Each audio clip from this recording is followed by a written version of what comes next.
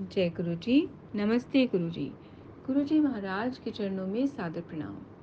संगत जी, गुरु जी की असीम दया और कृपा से हम उनके दिव्य ग्रंथ लाइट ऑफ डिविनिटी के हिंदी रूपांतरण दिव्य आभा ग्रंथ का पठन कर रहे हैं। इसी पठन को आज आगे बढ़ाते हुए जो सत्संग हम पढ़ने वाले हैं उसका शीर्षक है नानक चिंता मत कर। मैं गुड़गांव के सेक्टर 56 में 2003 में रहने के लिए आया। मुझे पता लगा कि यहाँ पर कोई मंदिर भी नहीं है। प्रभु कृपा से मेरी पहल पर मंदिर निर्माण के लिए स्थानीय नागरिकों का एक संगठन बनाया गया। थोड़े समय पश्चात फरवरी 2004 में हरियाणा नगर विकास निगम ने धार्मिक स्थल बनाने के लिए 1000 वर्ग गज भूमि खंड देने का निर्णय लिया। हमारे संगठन ने सेक्टर 56 में एक ऐसे ही भूमि खंड के लिए आवेदन दिया। हमारे क्षेत्र में हो रहे योग और प्राणायाम सत्रों के माध्यम से मैं कमांडर शर्मा के संपर्क में आया। उन्होंने मुझे गुरुजी महाराज के बारे में बताया और कैसे उनके परिवार को उनका आशीर्वाद मिला था। कमांडर ने यह सुझाव दिया कि यदि संगठन के सदस्य गुरुजी के पास जाकर उनसे अनुग्रह करें तो मंदिर निश्चित बन जाएगा। उसके पश्चात 25 जुलाई 2004 को कमांडर शर्मा के साथ मैं पहली बार बड़े मंदिर गया। उसी दिन शाम को मैं अपनी पत्नी प्रीति के साथ गुड़गांव में श्री मदन के घर पर आयोजित एक सत्संग में गया। वहां पर कई अनुयायियों ने गुरुजी से संबंधित अपने संस्मरण सुनाए। संगत के सदस्य गुरुजी के चित्र के समक्ष अत्यंत प्रेम और श्रद्धा से नतमस्तक हो रहे थे। मुझे लग रहा था कि क्या यह गुरुजी का प्रचार करने का अपना ढंग है, परंतु मैंने अपने विचार अपने तक ही सीमित रखे। 4 दिन पश्चात संगठन के मुख्य कार्यकर्ता कमांडर शर्मा के साथ गुरुजी के दर्शन हेतु एम्पायर स्टेट गए। मुझे वहां का वातावरण अत्यंत सौम्य लगा। लंगर करने के पश्चात चलने से पूर्व हमने गुरुजी को अपना उद्देश्य बताया तो उन्होंने अपना आशीर्वाद दिया और कहा कि मंदिर बन जाएगा। कमांडर शर्मा अति प्रसन्न हुए। उन्हें पता था कि गुरुजी के आशीर्वाद के पश्चात हरियाणा नगर विकास निगम से भूमि मिल जाएगी और मंदिर का निर्माण भी पूरा हो जाएगा। भूमि आवंटन के अत्यधिक प्रतिस्पर्धा थी, किंतु गुरु कृपा से हमारे संगठन सनातन धर्म और समाज कल्याण संगठन को दिसंबर 2004 में भूमि मिली। फलस्वरूप संगठन में 60 आजीवन सदस्य सम्मिलित हो गए।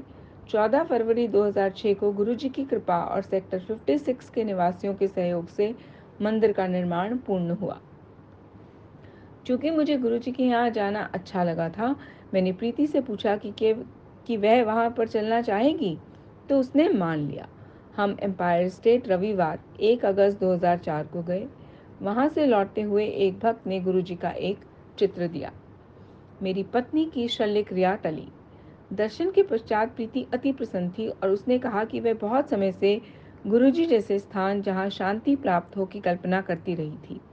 1998 से प्रीति को अनेक स्वास्थ्य समस्याएं थीं। उसे गर्भकला अस्थानता थी। अंडाशय में पुटक और गर्भाशय में गुल्मा थे। हम होम्योपैथिक, आयुर्वेदिक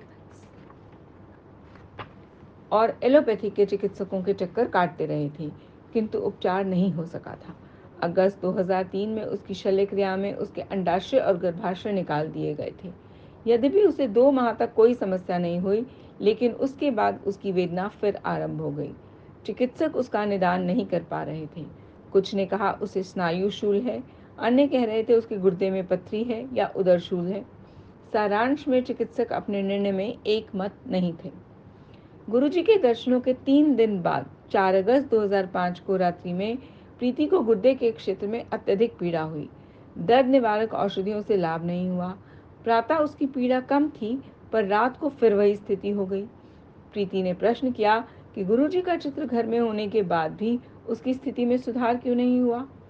6 अगस्त को हम अपने चिकित्सक के पास गए। उन्होंने 10 परीक्षण कराने के लिए कहा। उसी दिन संध्या को उसने बताया कि पहले हुई शल्य क्रिया में केवल एक अंडाशय निकाला गया था, दूसरा अभी भी अंदर ही था और गर्भकला अस्थानता के कारण उस अंडाशय पर एक विशाल पुटक बन गया था। यह पुटक गुर्दे पर दबाव डाल रहा था, जिससे वह अपने सामान्य आकार से दुगना हो गया था। इस प्रकार गुरुजी महाराज के प्रथम दर्शन के 5 दिन बाद ही प्रीति की स्वास्थ्य समस्या का निदान हो गया था। चिकित्सकों ने तुरंत शल्य क्रिया का परामर्श दिया। अगले दिन रात्रि को 11:30 बजे हम प्रीति को गंभीर अवस्था में चिकित्सालय ले जा रहे थे। हम मार्ग में थोड़ी देर के लिए एम्पायर स्टेट में गुरुजी का आशीर्वाद लेने के लिए रुके। गुरुजी ने प्रीति को आशीष देकर आश्वस्त किया कि सब ठीक हो जाएगा। हम चिकित्सालय पहुंचे। मैंने अपनी जेब में गुरुजी का चित्र रख लिया था। 7 अगस्त को प्रीति ने अनेक परीक्षण हुए और औषधियां दी गईं। 3 दिन के उपरांत उसे वहां से निवृत्त करते हुए अपोलो चिकित्सालय में एक महत्वपूर्ण शल्य क्रिया करवाने के लिए कहा गया। 12 अगस्त को बृहस्पतिवार था और उस दिन गुरुजी के पास जा सकते थे। जब मैंने प्रीति से पूछा कि क्या वे चल पाएगी तो उसने हाँ कहा और हम गुरुजी के पास गए। वहां से निकलने पर प्रीति ने मुझे बताया कि उसने मन ही मन गुरुजी से इस प्रकार प्रार्थना की थी, पिछले वर्ष मेरी शल्य क्रिया हो चुकी है और वो अत्यंत पीड़ादायक होती है। अगले सप्ताह मुझे एक ऐसी ही शल्य क्रिया फिर करवानी है। मैं विनती करती हूँ कि शल्य क्रिया से बचाकर मुझे औषधियों से ही स्वस्थ कर दें। मैंने भी गुरुजी से निवेदन किया था, परंतु माध्यम उन पर छोड़ दिया था। अगले दिन हम अपोलो चिकित्सालय गए। हमारे चिकित्सक ने कहा कि शल्य क्रिया अति आवश्यक है और उससे संबंधित तैयारियां आरंभ कर दी। प्रीति व्यथित थी। उसने बोला कि उसने गुरुजी से प्रार्थना करी थी, पर उसके भाग्य में यह नहीं था कि वो उसकी सहायता करें। 15 अगस्त को गुरुजी के सत्संग का आयोजन श्री भाटिया के घर में था। जब मैंने प्रीति से पूछा कि क्या वो चलेगी तो उसने मना कर दिया। उसने कहा उसे गुरुजी में विश्वास था, परंतु उसका भाग्य इतना अच्छा नहीं था। उसने कहा कि वो वहां पर भक्त जब गुरुजी की कृपा प्राप्त करने की बात करेंगे तो उसे बुरा लगेगा। अतः मैं अकेला ही गया। पहले सत्संग का वर्णन प्रीति के रोग के समान था। अंडाशय के पुटकों से पीड़ित एक महिला जिसकी शल्य क्रिया होनी थी, गुरु कृपा से उन कष्टों से बच गई थी। मुझे विश्वास हो गया कि गुरुजी मुझे भविष्य का पूर्वाभास करा रहे थे। उसके बाद लगातार चमत्कार होने लगे। चिकित्सक जो प्रीति की शल्य क्रिया करने को तत्पर थे, प्रीति का सुधार देखकर दंग थे। कुछ ही दिनों में चिकित्सकों ने कहा कि उसके पुटक का आकार घटकर 30% रह गया है। इसका उपचार औषधियों से संभव था। तब से प्रीति के स्वास्थ्य में लगातार प्रगति होती रही और कम से कम औषधियां ले रही थी। उसे शल्य क्रिया की आवश्यकता ही नहीं पड़ी। प्रीति को वही मिला जिसके लिए उसने विनती करी थी, शल्य क्रिया करवाए बिना औषधियों से उपचार। गुरु कृपा के लिए हम उनके अत्यंत आभारी हैं।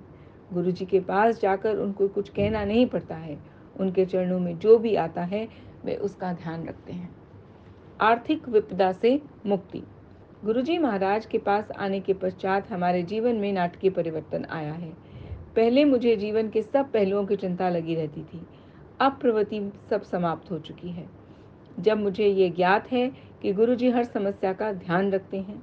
कोई भी स्थिति गुरुजी द्वारा रचित है। गुरुजी अपने भक्तों से बहुत कम बात करते हैं, किंतु ध्यान सबका करते हैं। उन्होंने 8 अक्टूबर को मुझे कहा, जा तेरा कल्याण कर देता। उस दिन से मेरे जीवन में परिवर्तन आने लगा। मेरा व्यावसायिक जीवन बदल गया। मैं एक व्यवसाय कर रहा था, किंतु उसमें मुझे संतोष नहीं था और उसे बदलना चाह रहा था। किंतु जीवन के 5वें दशक के मध्य में ऐसा सरल नहीं होता और मेरे में ऐसा करने का साहस नहीं था। लेकिन गुरुजी मुझे अनेक नाजुक परिस्थितियों से बाहर निकाल कर लाए। वहां पकड़ गुड़ काढ़िया, सो ही उतरिया पार। मैं अपना पिछला व्यवसाय 16 अगस्त 2005 को बंद कर दिया।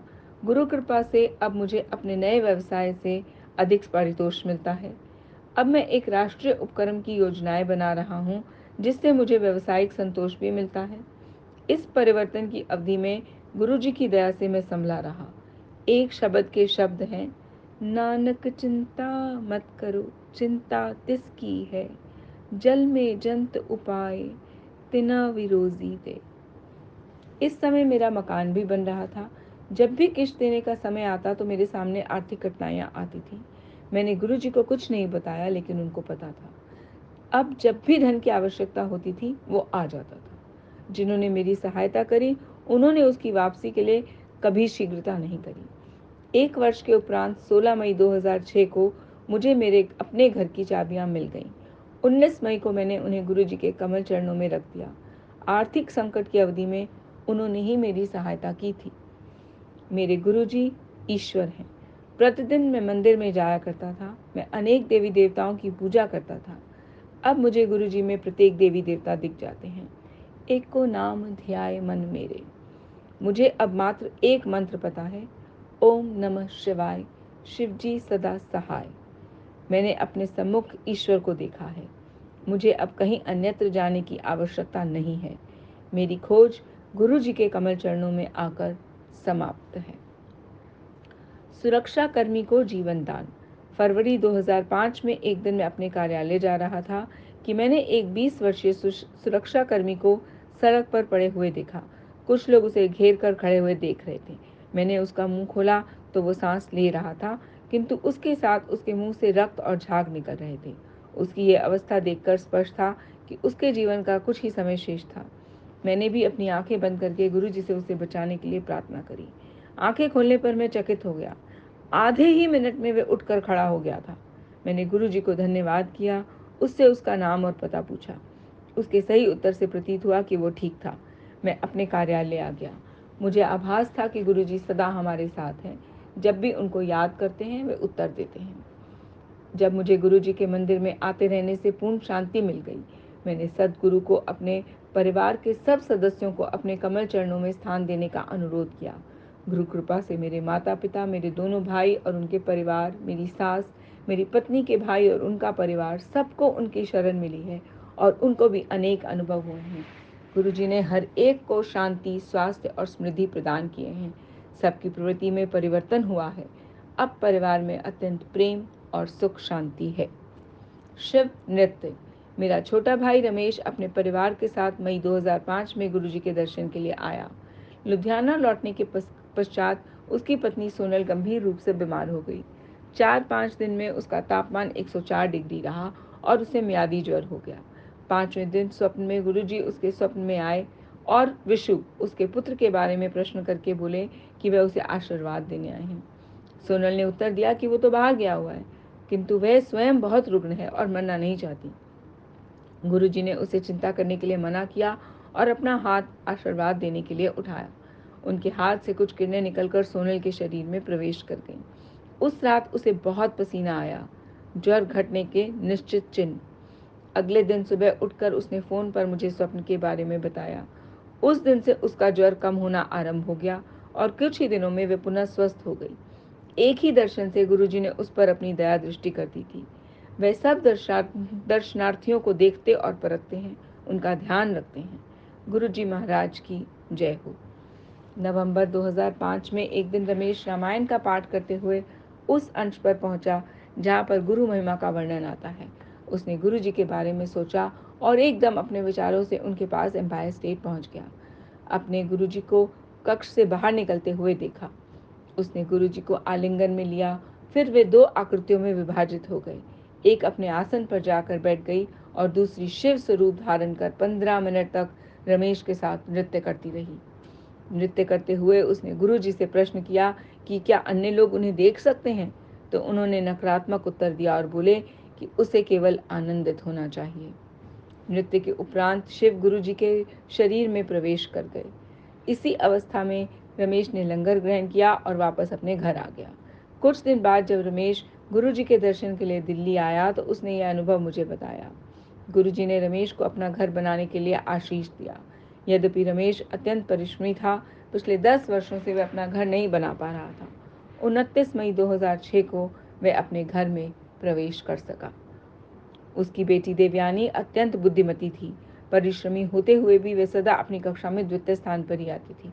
कुछ ही अंकों से प्रथम स्थान पाने में असफल रह जाती थी।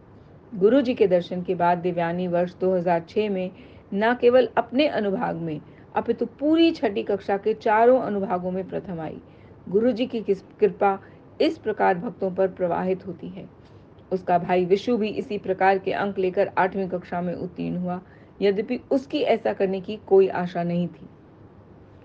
गुरुजी शिव दुर्गा हैं।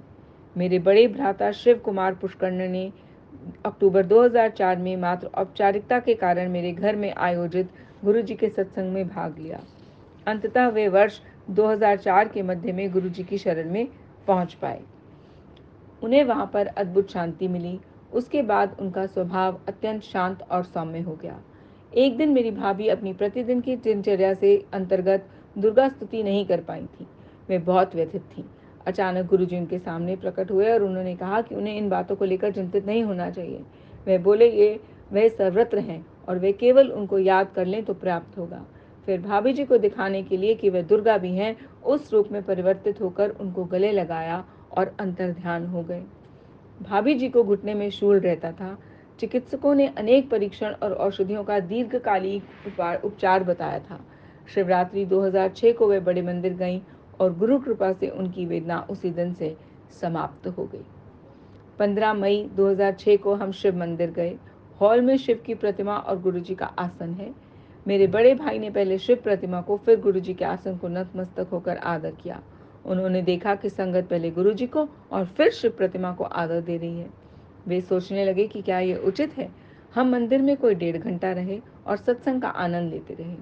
जाते हुए मेरे बड़े भाई ने जब शिव प्रतिमा के सामने नतमस्तक होकर अपना सर उठाया तो उन्होंने शिव के स्थान पर गुरुजी का मुख देखा। उन्हें अपना उत्तर मिल गया था। इसमें कोई अंतर नहीं पड़ता कि पहले गुरुजी या शिव को प्रणाम करें, वे तो एक ही हैं।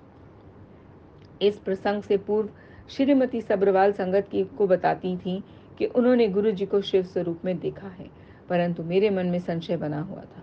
मेरे भाई के इस अनुभव के पश्चात वो संशय भी दूर हो गया।